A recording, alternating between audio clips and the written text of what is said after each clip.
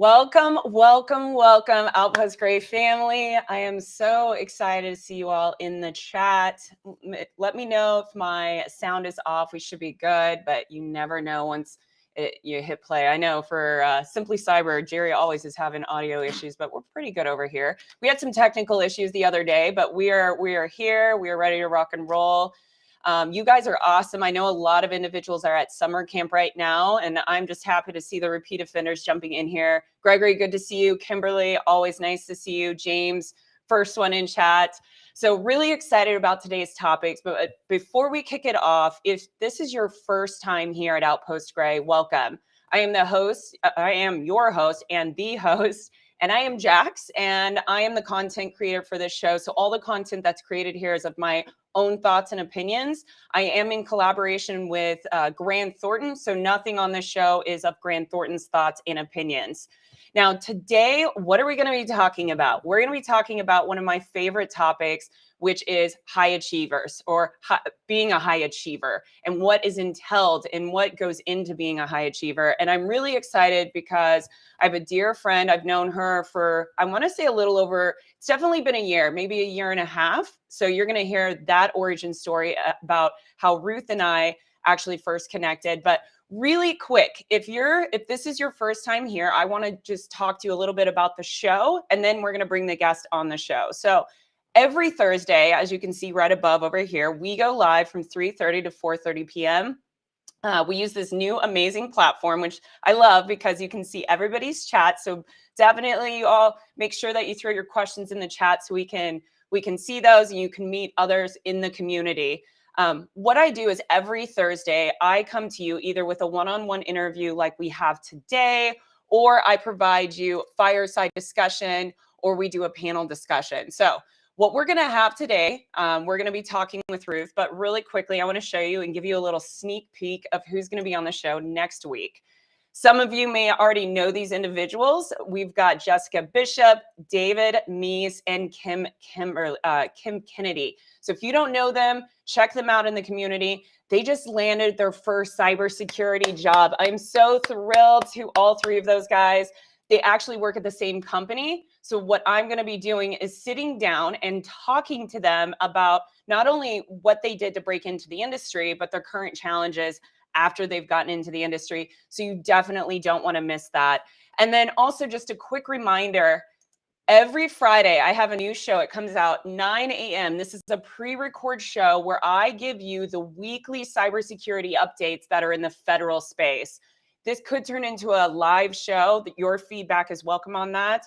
I'm getting a ton of feedback from you guys, so I'm very, very grateful for all the likes, the shares, and just overall comment on this show. So make sure to tune in tomorrow morning for that, 9 a.m. every Friday. So let's get into it. I know you guys are ready to get Dr. Gotian on the stage. So let me, I mean, this every Friday. So let's get into it. I know you guys are Whoa, what is going on? Sorry, my I just had a repeat of volume. I don't know on my audio. I don't know if you guys heard that, but that creeped me out. Hear my own voice in my speaker just then.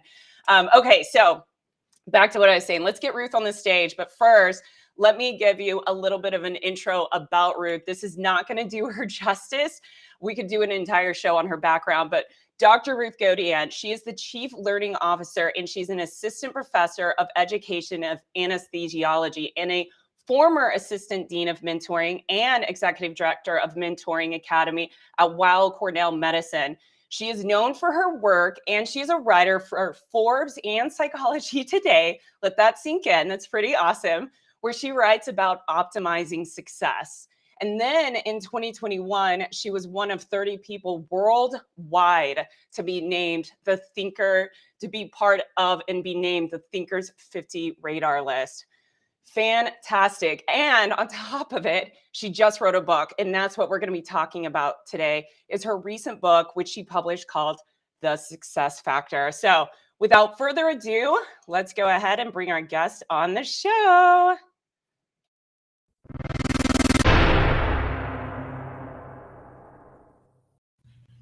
Woohoo! I'm so excited. Love it. And love the coordination, Jack. We had to, though. It kind of goes like with the book. I mean, I think it's amazing. Well So done. welcome. Yeah. I think the last time I interviewed you, I did it for the Mentor Project podcast. And I was so utterly nervous. I couldn't even say like your bio. It was, in my opinion, it was an absolute disaster, but you were such a great sport. You were awesome. It was a great interview because you just have a fantastic Well, background. let's back up and tell everyone what happened just 48 hours ago. So I am very intimidated talking to a bunch of cybersecurity experts because I can barely turn my computer on. And when we had technical issues, I was like, this is beyond me, just beyond me. Let's just cancel this. I don't know how to do it. And You did power through it. That's why if anybody I was noticed, we had sweating. multiple like links go out because Ruth is very used to StreamYard, which is my old platform. And we did have some issues with Restream, but look at us. I'm proud of you. Like you came on, you're strong, your audio sounds amazing. It's It's like heart awesome. palpitations. Yeah, it's I get that. When you don't work in the cybersecurity industry or IT side, it can be very daunting when your computer starts acting weird, but Oh, it's we've more made than it. daunting. I feel like an idiot where I'm around all these people who understand this, right? So I can talk about my field, but I can barely turn on my computer and get the sound to work. So talk about always feeling less than and intimidated. This is the group I have to Yeah, sit and that's tall. coming from everybody, a high achiever herself. So it doesn't matter what levels that you reach, you're still there's still times that you might feel intimidated, We and all let have them. imposter syndrome. Oh, isn't that the truth? Mhm. I interviewed you about imposter syndrome on Hackers and Hexen. You guys need to go check that episode out. Okay, so let's jump into why you're here today on Outpost Gray, and it's all about this book, but even more so really taking an even further step back of like I want to understand why did you write this book, what inspired you, what was your motivation to write The Success Factor? Yeah, a pandemic project, right? Yeah. Well, so I'll back all the way back. I actually started my career in finance and banking. My first two degrees are in business. And I worked in finance and lasted 2 years. And I quickly realized that you could be really good at something and not enjoy it. And I was good. I got tenure in 9 months, which is unheard of. Wow. Um, but I didn't like it. So I went back into higher ed, which was my first love, but I wanted to work with graduate students because I had previously worked with undergrads. So I said, "Ooh, I want to be around people who have too much to lose so I don't have to deal with disciplinary issues." And those people are medical and graduate students.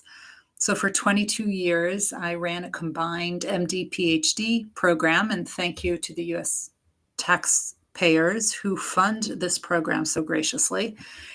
And I was noticing something that, and it's very similar to what we're facing in the world right now with the Great Resignation. Physician scientists, this is an 8-year program. You're getting 2 degrees simultaneously. The program I ran had a 3.5% acceptance rate. This is not for the weak. It's definitely not for the weak. And in order to even be considered for this program, there's a lot of compromises and sacrifices that you need to make. Yet we had an attrition issue, we as in the field, and nobody could understand why. Nobody could figure out how to fix it. There were articles written about it, books written about it. Every year at our annual conference, we were talking about it, and the needle hadn't moved. It just hadn't moved. And I was tired of talking about it. Mhm. And I was more interested in those people who were so great that I figured, what if we can make more of those people? Because if we could, their work would more than make up for those who are leaving, right? It's not exactly like what we're facing with the Great Resignation. Everyone's focused on those who are leaving. I would much rather focus on those who are staying. So at the age of 43, while working full time and raising my family, I added one more thing to my to do list and I went back to school and I got my doctorate in adult learning and leadership. And I was studying success, and that started with physician scientists, and over the years has expanded to other extreme high achievers, astronauts, Olympic champions, CEOs, senior political figures, because I figured if I could figure out how they became so successful, I Yeah. could reverse engineer that path and create a blueprint for it, which is what I did. Mm-hmm. And then I wrote a book about it called The Success Factor. And here we are. Yes, you did. And the blueprint is even stated in the book. And something I want to draw from, because I love how it's marked this tabbed all out. up. Love that. Yeah, I had to, because I'm like, okay. And I highlighted the heck out of it.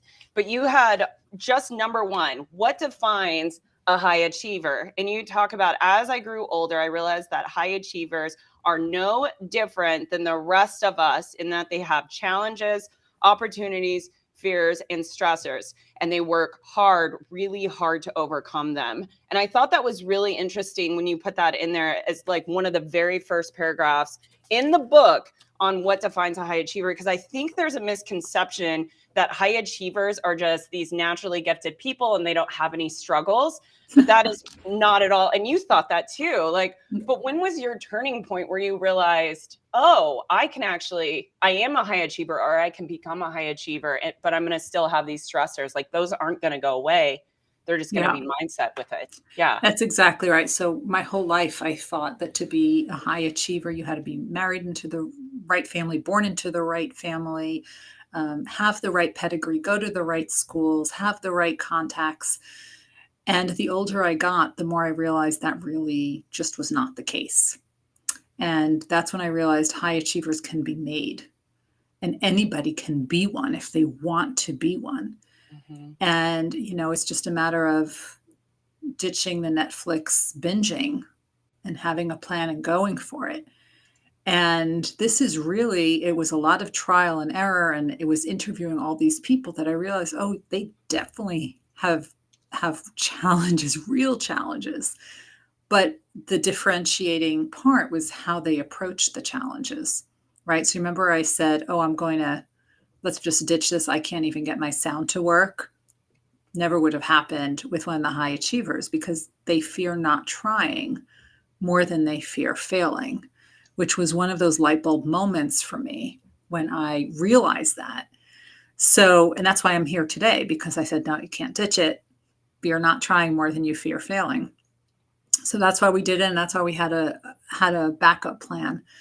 But that was really when I realized that these were some people who grew up. Some of them were first generation college students. Mm-hmm. Some sure were born with a long line of high achieving parents and a strong pedigree and going to the right schools, but others didn't. And they found different ways. And once I realized that, I said, oh, this can definitely be learned. It can absolutely be learned. And here we are. But I want to tell you one thing. Mm-hmm. When I approached the high achievers and I said, oh, you came up on my list as a high achiever. I'd love to interview you, because this book is based on research. It's qualitative research. So hundreds of hours of interviews. So I said, you came up on my list as a high achiever, and I would really like to interview you for my study, etc. And they said, high achiever? I'm not a high achiever. And I would say, you won the Nobel Prize. If you're not a high achiever, what does that say about the rest of us? And I think the reason they said that, because that kept happening over and over again, even with the Olympians and the astronauts, et cetera, they don't see themselves as a high achiever, because there's always more to achieve. There's mm-hmm. always a bigger aspiration. And that's something to keep in mind. Yeah, and you bring up a good point on the book. Like, for everybody watching this right now, like, this book is it is built on Ruth's education and knowledge around this, but it is also built by a substantial amount of interviews. Like, there was a long list in here at the beginning of all the individuals that you thanked, and astronauts. You've got a ton of complete list. It just goes on and on and on of all the individuals, firsthand accounts of their accomplishments and how they, from childhood and forward. Was there one, if you can think of, and I know this is going to be hard for you, is there one person in this list that you talked to that, not that so much your favorite, but something that really profoundly impacted you the most as you were doing this research? Well, there were so many of them. And many of them are household names at this point, right? There's Dr. Tony Fauci, and there's 9-time NBA champion Steve Kerr, and the CEO of and founder of Build-A-Bear Workshop, Maxine Clark. There's a lot of people in there. And each one had this special nugget, but there were certain things that definitely surprised me and I wasn't expecting. But once I heard it and I started going down that rabbit hole, I noticed it was a pattern. So one of the people, for example, who I interviewed was Apollo Anton Ono, who is the most decorated Winter Olympian. He's a short track speed skater. For those of you who might remember, he would skate with that big bandana. For those who don't remember him from the Olympics, he's also the mirror ball champion on Dancing with the Stars. Anyway, whenever I interview Olympians, I said, "Oh, can you show me your medal?" And his medal was in a brown paper bag in his sock drawer. Yeah. And that shocked me. And of all the Olympians who I interviewed, only 2 of the Olympians had their medals on display. And I said, "What's up with that?" And they said, "Ruth, it was never about the medal. That's a chapter in my life, not the entire story."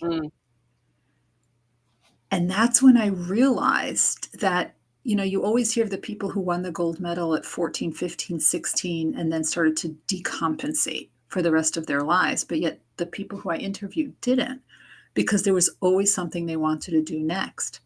The Nobel Prize winners, not a single Nobel Prize winner that I know of quit doing science just because they won the Nobel Prize. So it was never about the medal.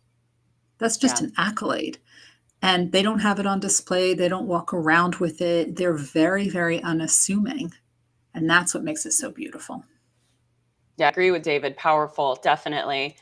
And we're going to talk more on that mindset and what really separates, that person. And you said, I wrote it down over here, Netflix binging, that Netflix binging person versus that person that has the intrinsic motivation, as you talk about in the book, which we will dive into. But first, I want to talk on kind of like the outline of the book, because first you really kind of outline and talk about like high achievers. You define it, how to control your destiny. Like you really go through that. And then part 2, you talk about the elements of success, which I really love. And I kind of want to pivot into that, because there's 4 elements that you talk about that make up a high achiever. Can you give us like a high level of how you identified 4 specific elements? Yeah. So these are the common threads that I found between all of the people who I interviewed.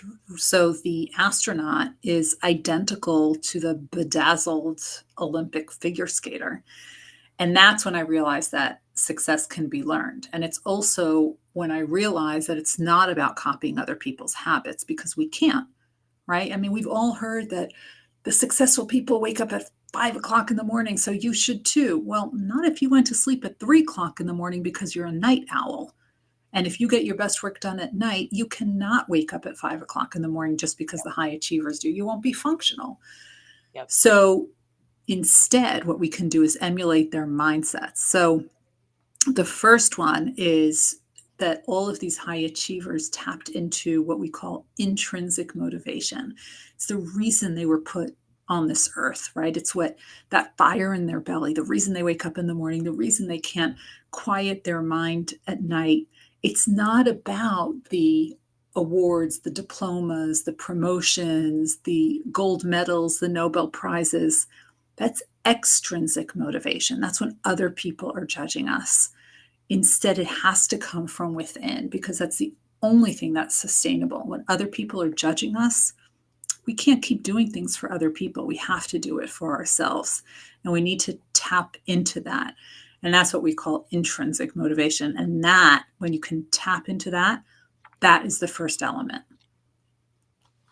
So let's talk on that a little bit before we pivot into the second element. I'm trying to find my notes. I should have done much better at making my notes because they're all pink. And I'm like, which one? Because you break down, and I'm over here like, where is it? But you break down intrinsic versus extrinsic motivation. Yeah. And I thought you did a really good job at it. And it was something that I didn't realize. Like I knew I was intrinsically motivated, but I didn't realize that what that actually meant until I read your book. So can you explain, like, what does that mean versus having that extrinsic motivation? So I'll give you a perfect example for when I went back to school.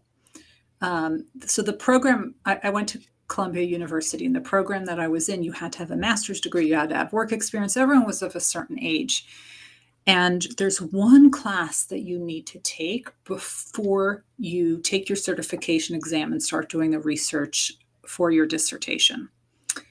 And this class is taught by this amazing woman, Dr. Marie Volpe, who yesterday celebrated her 85th birthday, and she's still advising students. And she went around the room and she asked everyone, she said, why are you doing this? Why, after a full workday, are you coming to class? Are you investing all this time, all this money, all this effort? It's exhausting to work and go to school full time, and it's harder as you get older. And I remember sitting there and listening to everyone's responses as we went around the room. And this one said, I want a promotion. I want a bonus. There's a question that's been burning in my mind, and I really want to get to the answer of it. And I want to be recognized for my efforts. Everyone started giving their answers and sitting there and saying, this one's not going to finish. This one's not going to finish. This one's not going to finish. You see, the ones who were doing it for the promotions and the recognitions, that was for other people. Mm-hmm. And now it's almost a decade later, and guess what? They still haven't finished.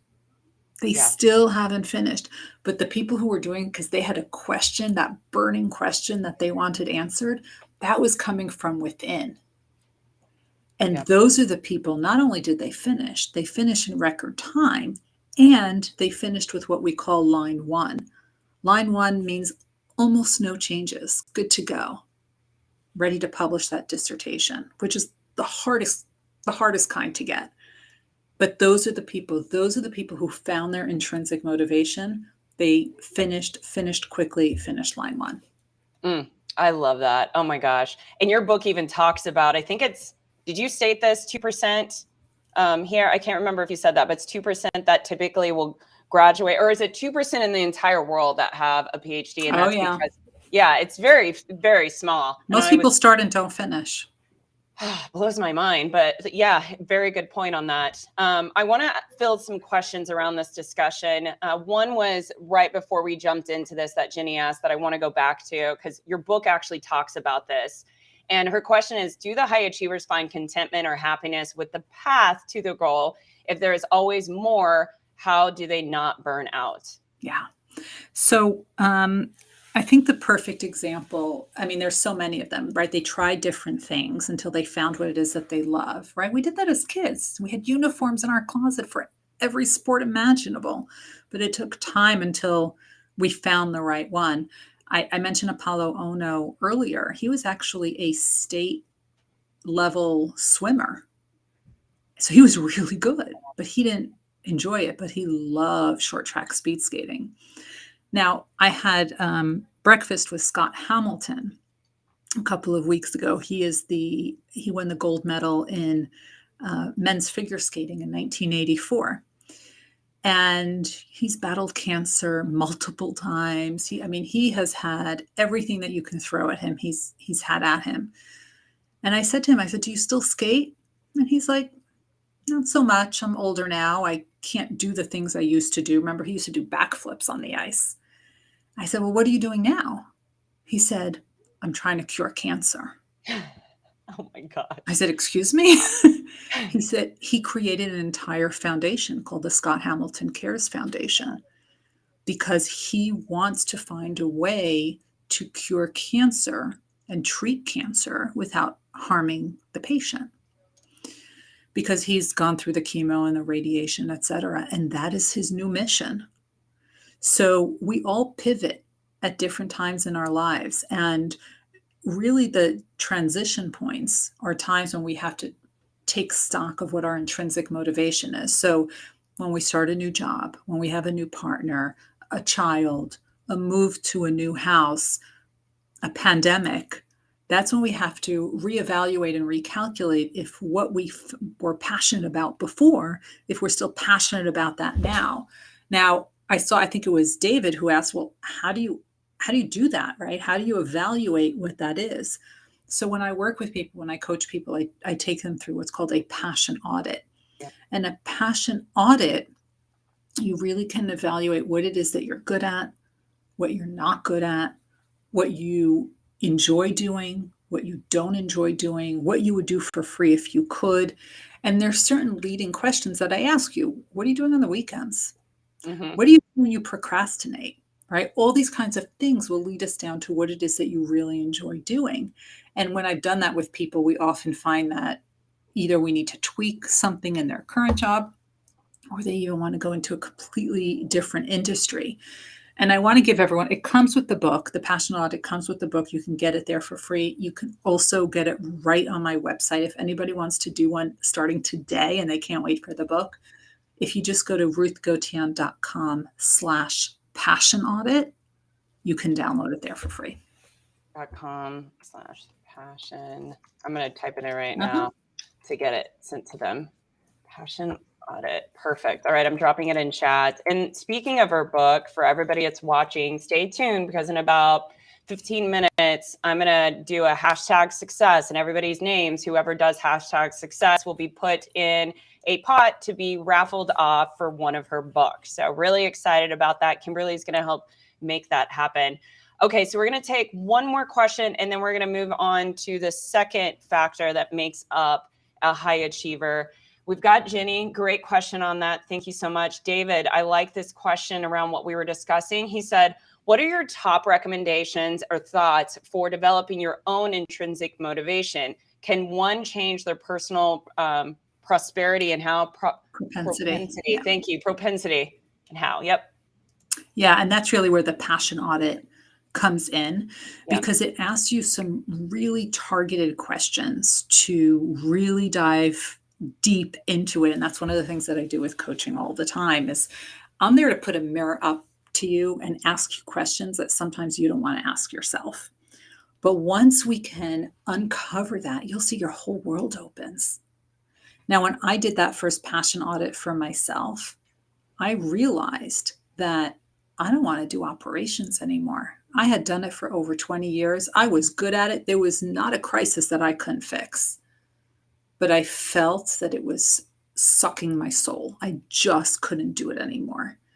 I needed to do something else. I needed a different challenge. So I do these passion audits on myself as well. I always tell everyone I am patient zero. I tried all of these things out on myself first. 100%. I agree. I think that's the best approach to being able to do that. Also, just to let you know, you already have a book ordered from a LinkedIn user. So thank you so much. Your name's not coming up, but whoever you are, you're awesome. Very much appreciate you doing that. Let Tell us me your know. favorite story. I always want to know the Favorite people's story. favorite story. Reach out to anybody's watching this too. I dropped Ruth's LinkedIn information. I'll drop it in again, but definitely follow her. She puts out a ton of great information. If you weren't here from the intro, I mean, she's a Forbes contributor. Pretty awesome. Okay. All right. So we've got the intrinsic motivation. Now let's go into number 2. And I'm looking at it, but what is number 2 for the 4 attributes? So it's really, I mean, we hear these words and they're so sexy, right? The perseverance, the resilience, the grit, all true. But what it really is how they approach challenges. So high achievers never question if they're going to overcome a challenge. They know that they will. Instead, they focus on how. What is the strategy I haven't thought of yet? Now, these high achievers, they fear not trying more than they fear failing. And because of that, they are able to try new things and really work on controlling what they can control. And that's such an important thing. Control what you can control. Because once you're able to do that, you are no longer a passenger in the story of your life. You are actually in the driver's seat. Mm-hmm. So critical. So one of the stories is someone, Jax, who you know as well, is Dr. Charlie Camarda. Mm-hmm. And Dr. Camarda was the head engineer at NASA. He's an astronaut. He's retired now. Mm-hmm. And he flew after the Columbia disaster. And he knew that whatever the problem was that caused that tragedy, he actually went to his friend's garage with a bunch of his engineering buddies, and they developed something that he could take to space. So if, God forbid, this problem happened again, they would have the solution with them. And Mission Control said, "Oh, no, no, no, you won't need that." And he said, I'm going to take it anyway. And he did. And they wound up using it. Oh my gosh. Yeah. Fear not trying more than you fear failing, and control what you can control. Mm. We've got more questions, but I want to ask a little bit more on that control what you can control, because for me, that was probably one of the hardest things, because I felt like, and some things about imposter syndrome are like, you have issues with control. You want to control everything, or you're a perfectionist. So how do you decide or figure out what you can control versus what you can't control, and you neither need to accept or release? Right. So you need the right team of people around you. So let's look at the pandemic, right? We all faced the pandemic. Why is it that certain people couldn't get off their couch and other people were super productive, right? Look at the Olympians who were training their whole life for an Olympics, and then the pandemic struck. Mm-hmm.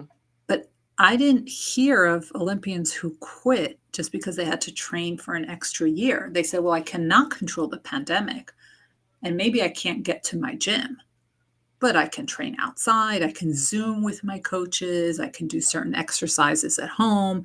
I can watch what I eat. I can watch how much I'm hydrating. I can make sure I'm sleeping enough, right? Control what you can control. And this works in everything. You don't have to be an Olympic athlete. I know somebody who is she's a cancer patient right now, and everything is so incredibly overwhelming. She can't control her cancer, but she can control her doctor visits, her follow-up, right? Where she goes, when she goes, how she goes. And that's what she's doing. And she's in full control of that. And that's how you become the driver in the story of your life. Yeah, wow, that's a great look. And it's really taking a big view of your life. And the only thing you might be able to take control of is, like you said, the doctor's appointments. But once you can do that, all of the stress starts to kind of come down. That's what I've noticed for me, is like, I sit here when I get major anxiety about something, I just sit and go, can I control this? I do other modalities like meditation and tapping, but that's one of my biggest things. And I release it, or I accept it. Like, if I can release it and change it, I do. Otherwise, I accept it and move on. And that's a big thing that's helped me in my life. But this is a great pivot into the next question, because what I've also found out is individuals sometimes try to control too much, or try to do too much, and they're high achievers. And maybe you've seen this with high achievers. They know they can take on more. So sometimes they take on too much, and it can get them unfocused. So Kimberly asked a question around that, and it's, what about selecting what to focus on and for how long before starting something new? Did the high achievers overlap projects, or wait until one project was complete? So I think this is a critical question, and it's knowing how to do things in parallel. And I think this is a great story that we can learn from the Nobel Prize winners. And I've spoken to many of them, and they said sometimes you cannot give up on a project. You just can't, because you just have to go down that rabbit hole. But there's certain other things you need to do in parallel. But then they said sometimes knowing when to shelf the project is equally as important, because sometimes the technology is just not ready for what you need. So you have to shelf the project for a few years and then pull it back out when that technology has caught up, and then you're able to use it. So always knowing, and this is where you really need to surround yourself with a team of mentors who can say, you're getting stuck on outcomes. Don't get stuck on outcomes.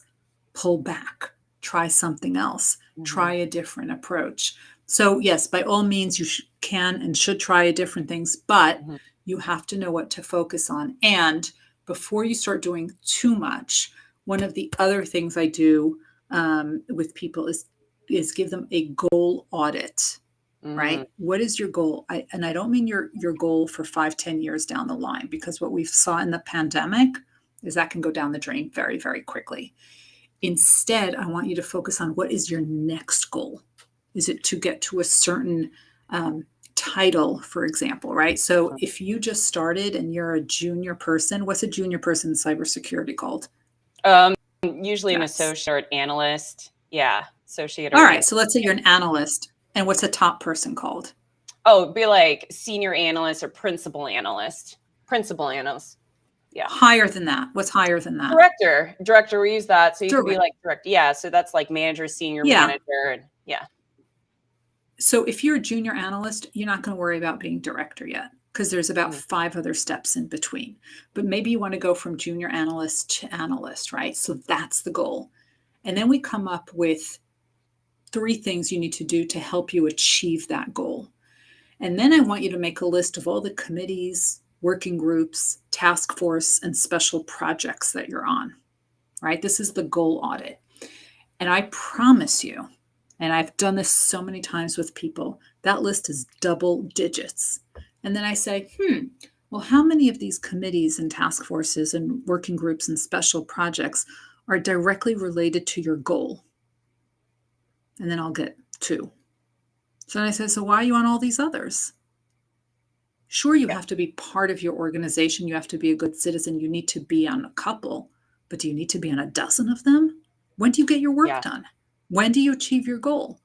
So that goal audit is also part of the book, The Success Factor. Yes. Oh my gosh. If you guys haven't been sold on this book yet, I mean, I don't know what else we can say. We still have 2 more things that we need to talk about that are attributes. But first, I have to share something with you because I don't think you saw it, Ruth. But David Glenn, he just bought the Kindle version. He's going to use it for a passion. He's going to use it, the passion on it, with a group of boarding school residents, assistants, tonight at Orchard. And then he's going to hit you up offline, but he'd like to purchase 10 copies for them. And would you be willing, you can't see this, but would you be willing to personalize and sign them? Of course, we will make that happen. All right, David, that's it. I'll tell you also how you can wholesale buy them. Oh, there you go. Hey, David, I used to be in charge of RAs in college, so in grad school. So special place in my heart for him. Amazing. Yay! And then Eric, I love this. He, while you were talking, this is a comment he made. Huge distinction between current environment conditions don't support the vision for this project versus being a quitter, acting like a quitter. It's very much mindset. Yeah. Very much mindset. Absolutely. Yeah. So, okay, so we have covered, and this is all in the back of our book. So you don't even because this is all the makeup of our book is like the attributes and more. I mean, I want to dive into, if we have time, I want to talk about what you've mentioned a few times, which talking about the team of mentors, which you cover in here, and I love. But you go into, we've covered intrinsic motivation and perseverance. And the next thing is a strong foundation. Is that talk a little bit about what does it mean to have a strong foundation? What you did early in your career, you're going to do later in your career. You're not going to rest on your laurels just because you've become successful. You always strengthen and reinforce that foundation. So one of the people who I interviewed for the book is Neil Katyal, who you might see on TV all the time. He has argued 45 cases before the Supreme Court of the United States. And I said, Neil, what do you do to prep for these cases? And he said, done the same thing for every single case. He said, first, I prepare a binder that has the answer to every single question I might get asked. And I take that binder with me to court and I put it right on the table in front of me. And he said, in 45 cases, I have never once opened that binder, but just preparing it has prepared me for the case. The second thing Neil Katyal does is he holds moot courts. These are simulated court environments. He did 15 early on in his career. He now does 5 before every case. The point is he's still doing them, even though he's argued 45 cases. And last but not least, if you are one of Neil Katyal's children, your bedtime story the night before the opening arguments of a case are the opening arguments of the case. I love because that. I know, he said, if a child can understand it, the court can understand it. And Oh, he's done that for every single one of his 45 cases. I love that. And I think that is something I want to dive into that a little bit because for me, I didn't have that foundation when what I was born into. We'll just say it like that because that was just not like I'm the highest educated in my family at this point, which I'm proud of. Because that is part of my intrinsic motivation of like reaching certain heights. Not so much, I don't even want to walk. Like the diploma doesn't matter to me, but it's that education. But for me to get to where I'm at today, I had to create a foundation. And that was, I'm curious on your thoughts of like individuals that might be listening to this that are like, well, I don't know how to create a foundation, or they don't know the habits they need to be successful at cybersecurity, for example, or, any Mhm. career field. How can somebody go about figuring out how to create those foundations if it wasn't distilled into them as a child? So none of us learned how to do this because we're not in careers we thought we would have as kids. And one of the things that I'm most proud of the book, yeah, we can talk about the four elements of success as we've been doing, but the magic in the book is that it teaches you how to apply them and apply them into your own life. So, Jax, I know what works for you is not going to work for me because we're just very different people. And what works for me today may not work for me the next time I have a transition in my life. So, Mhm. it offers a buffet of options. So, you can, for this element of build a strong foundation, you can try this actionable tip, right, in order to create. And if that doesn't work or it doesn't work anymore, here's another one you can try. Oh, that doesn't work. Here's another one you can try. Oh, this worked for Jax. Let me try this. And there's just a listing of them that also teaches you how to do it. Because I told you I'm an adult educator. It's not enough for me to tell you what to do if I don't teach you how to do it. And because I'm an adult educator, I know that adults learn differently. And we all have our strengths, we all have our challenges, we all take in information differently, and we all process information differently, which means there can never be just one way of doing it. We are not standard people. We are different people in different variations of normal. So there have to be a lot of options for people. And that is what I'm so proud of. Yeah, the interviews with all these extreme high achievers, they're cool, they're great, they're amazing. And telling people the four elements is amazing. But I'm proud that now there's a whole generation of people who can learn how to apply it and improve their own success. Yep. Pick up your blueprint today, everyone. The success factor for anybody that's been hopping on in the middle of this. Welcome. Stephen, I just saw you pop in chat. So excited to have you here. Thank you for coming.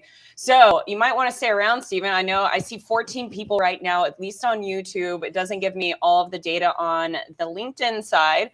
So for everybody watching, Kimberly, let me know you're up. What we're going to do is we're going to take a pause for just a second to do a quick raffle, at least get the names for the raffle. And then Kimberly is going to help me get the names together. And then she will send me the name of the winner. And what we're going to be giving away is one of Ruth's books, The Success Factor. So I'll drop that link in the chat so you can see where to pick that book up as well. So how do you enroll in this raffle? Really easy. All you're going to do is do a hashtag success. So it's hashtag success. Go ahead and drop it in chat now. Kimberly's going to get the names. And then here in the next few minutes, once Kimberly texts me, I will announce who the winner is. So hashtag success. You guys will get enrolled to get a free copy of Ruth Gotian's book, The Success Factor. So awesome. All right. So as everybody is doing hashtag success on that, we are going to dive into number 4, which is constantly learning through informal means. Let's talk about that because I love education, and you're talking to a community that is never ending in the learning space. Like you have to constantly be learning. So what does it mean to be constantly learning in informal settings? Yeah. So, you know, we've heard of the billionaires of Bill Gates and Warren Buffett and Mark Cuban, who are notorious for reading 3 to 8 hours a day. But it's not reading that made them successful, it's opening their minds up to new knowledge. Now, I told you I went back to school later in life and doing it after a full day of work is really hard. We are not built for that, but we are built to expand our mind. And if we're open to learning, as Mark Cuban and Warren Buffett and Bill Gates are, we're able to make connections that other people don't see yet. So it's not about just learning things within your field. You also want to learn things from outside of your field, which is why I am so excited to be talking to cybersecurity professionals, because what do I know about cybersecurity? Absolutely nothing. But I can learn from you as much as you can learn from me. So while Buffett and Cuban and Gates, they all learned by reading, that's great, but that doesn't work for everyone. So you can read books, you can read articles, other ways of learning. You can watch videos, right? There's YouTube is the second most searched engine right now. Podcasts. Hopefully we're talking about some great stuff and you guys are learning some great stuff here.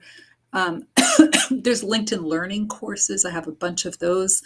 That's a great way of learning. I mean, the opportunities are endless if you're open to opening your minds. Now, one of the other things that we can do, and all of the high achievers, is that they surround themselves with what's called a team of mentors, board of advisors, whatever you want to call it. These are people who believe in you more than you believe in yourself.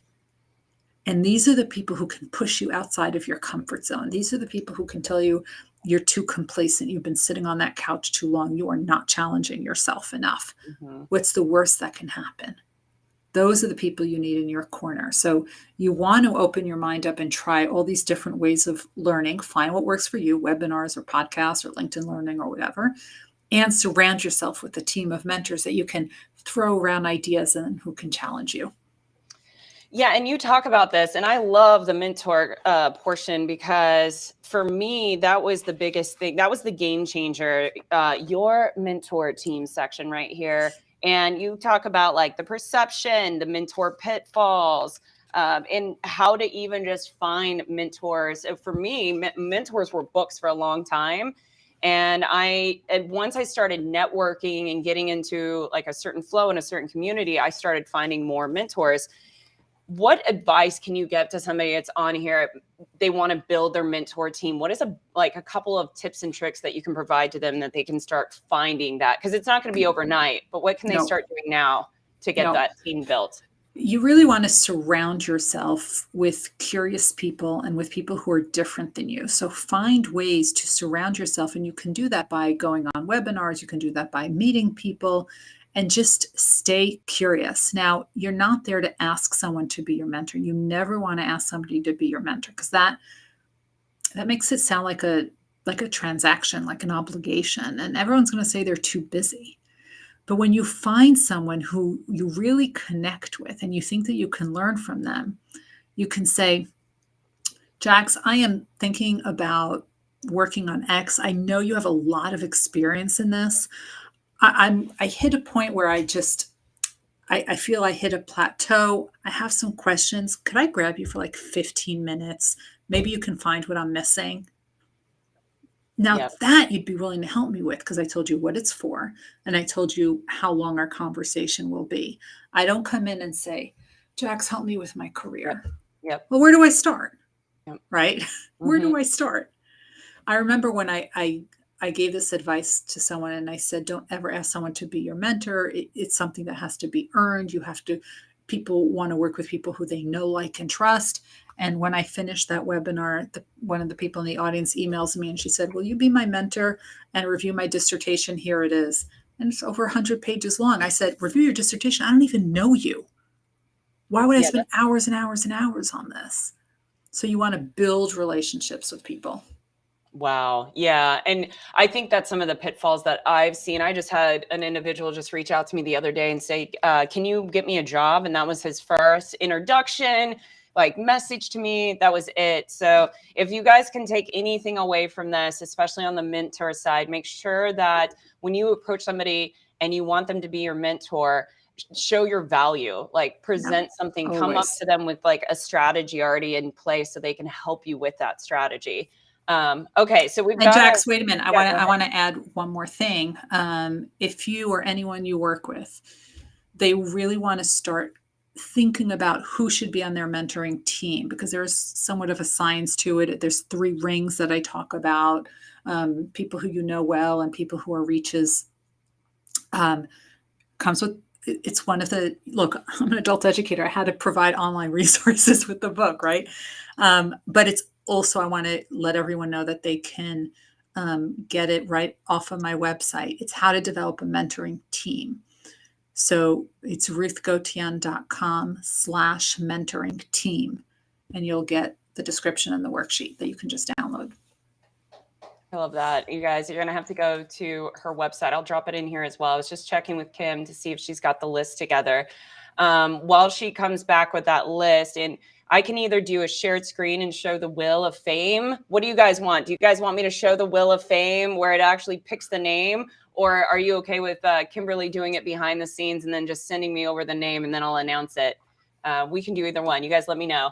Okay, so I had a couple of questions in a statement. So I love this. As you were answering a question, Jenny said this. I thought this was awesome. She's like, I love how I have a question just to have Ruth answer it before I can type it. So that's awesome, Jen. So glad to have you here. And you are right. I like this, Tom. He mentioned a good place for anybody watching in cybersecurity. Cyber Mentor Dojo is also a really great resource. I know a lot of those mentors over there. Really, really good spot to start with. Kimberly just got me the name, so I'm going to do this next question, and then yes, Wheel of Fame. I will do that then. Jordan, thanks for that feedback. Okay, so YJ says, can too much information block the way for clear thinking and making those inspirational connections? So, like too much information, I think yes. But what are your thoughts on this? Information overload, right? After a while, people just stop hearing. Yeah. I mean, how much can you process? And remember, there's a difference between taking in information and processing information. And this is the problem that we have with every classroom in the world, where there's a lecturer, a sage on a stage, who's lecturing for hours and hours and hours. And it's actually what we call the banking theory, where the lecturer is depositing information into your brain, right? Giving you all this information, but they don't tell you which account to put it in. So you've got this big old pile in your brain, and then you can't recall the information because it wasn't filed correctly. So yes, there's definitely information overload. Yeah, and I also think, and this is just a thought I think you can have anything, you can have too much of it. It could be really good. Do you think you could have too many mentors? No, because you're not meeting. It's not a dissertation committee. They're not all meeting around a table. They don't even have to know of each other's existence. You just call on them as you need them. And as you start progressing in your life, people who were mentors in the past may not be mentors anymore. You might reach out to them. They might be good friends, but they may not be mentors. And you have new people as you are in a different role in your career and your life. I love that. Jess made a comment. Jessica, everybody, if you guys don't know Jessica, go follow her. She's on the show next week. She just landed her first SOC job. So yes. She said, I love this. When I wanted to do better OSINT, that's open source intelligence learning, I asked someone senior in the industry who I'd already built a relationship with if I could do an OSINT project with them. That is such a great approach, Jess. Perfect. How did that work out for you, Jess? Let us know. I mean, do you guys still talk? Are they still an intricate part, like helping you in your career? Just as great. So you all ready for this? The book giveaway that we're going to do. Let me do a shared screen. All right, here we go. I've only used cool. Yeah. Ruth is like, this is so amazing. Okay, here we go, everyone. I got the names. Ready? All right, we have got, Mark. I think Mark is the winner. Mark Schrader, congratulations. Super excited. Do me a favor, DM me on LinkedIn. If you don't have my LinkedIn, I'll drop it in there. It's pretty easy to find me, JEX. Let's connect. And then, you're going to be getting the success factor. So congratulations on that. And thank you to everybody for congratulations. Yeah, I'm excited. It's going to change your life. It will. This book, and for everybody that already purchased it, make sure to let us know. Take a picture of the book, tag Ruth in it, let her know, give her feedback, let it know like what you thought about this book. And I have a favor to ask. If you think I provided value and you decided to get the book, my one ask is if you could just leave a review on Amazon, because that really, really helps other people find the book. And my next goal is to get to 500. So every single one counts. So I really, really appreciate it. Yeah, let's help Ruth get to 500, everyone. That would be amazing. I know how it is being an author myself. Those 5-star reviews matter. So I just dropped my LinkedIn right there. So message me. Let's get connected. I want to get you this book.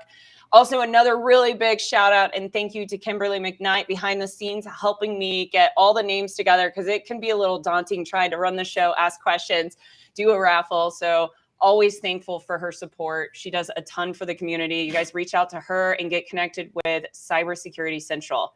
Okay, so Ruth, we're going to be wrapping up soon, but I love to give my guests an opportunity to do final thoughts. So you get to have the stage for a couple of minutes to just talk to the viewers and give them your final thoughts before we depart. Go for it. Okay. I have all these teenagers in my house now, so I went to sleep really late. I'm not even sure I can string thoughts together at this point. But what I will tell you is something that my mentor told me, and it changed the course of my life, because it took my research from an individual institutional project to a national project. And when I interviewed Dr. Fauci and I asked him how he decides which projects to work on, not knowing that I received this advice, he gave me the same advice. And that's the advice I'm going to share with all of you. Do something important, not just interesting. Because when it's interesting to you. It's like a hobby. But when it's important, it'll have a ripple effect. And then you can help impact the lives of people you'll never even have a chance to meet. And if we all do that, that's how we're going to leave this world better than we found it, and better for our children and their children. So do something important, not just interesting.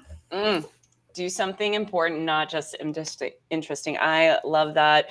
Ruth, this has been amazing. I'm so happy that you took out the time to meet with me and share your knowledge with my community, with Outpost Gray. So again, everybody go find Ruth on LinkedIn. I'll drop her link again on here. Thank you so much. This has been wonderful. Thank you. And I'm so glad the IT worked. I know. Oh my gosh. I was a little worried, everybody. I know you are. A little bit of a disaster, but we figured it out because you're a high achiever and you made it happen. You came in strong. I don't know how. But here we are. Yay. All right. I'm sending you to the green room, Ruth. If you leave before I finish and wrap the show, I'll connect with you through text or LinkedIn, but you're wonderful. Thank you so much. Thanks. Bye, everybody. Oh my gosh, I have been waiting to do that interview for a while. If you guys cannot tell, like Ruth has such a wealth of knowledge, such an amazing soul. That meant the world to me to have her on the show. And this book, not doing a hard sell, just highly encourage you. If you can't afford it for some reason, reach out to me and I will purchase the book for you. All right, so really quick, I like to give you all a quick update of what we've got scheduled for next week. And I am really, really excited about this show because we are going to have some of the key influencers in the space of security. I think Jess is actually still in the stream right now, but Jessica Bishop, David Macy, and Kim Kennedy, they're going to be on the show next week. And why this is going to be so awesome is because they all three just landed their first cybersecurity jobs as SOC analysts. And on top of that, they all work at the same company. So each of them started at different times. So it's going to be really interesting because I am looking forward to them telling you about their personal journeys of getting the job and now their challenges actually in the position. So you definitely don't want to miss that live stream. And then a friendly reminder for anybody that might be new here, I have recently started this. I think this is going to be my 4th week of doing the Cyber Fed News Roundup.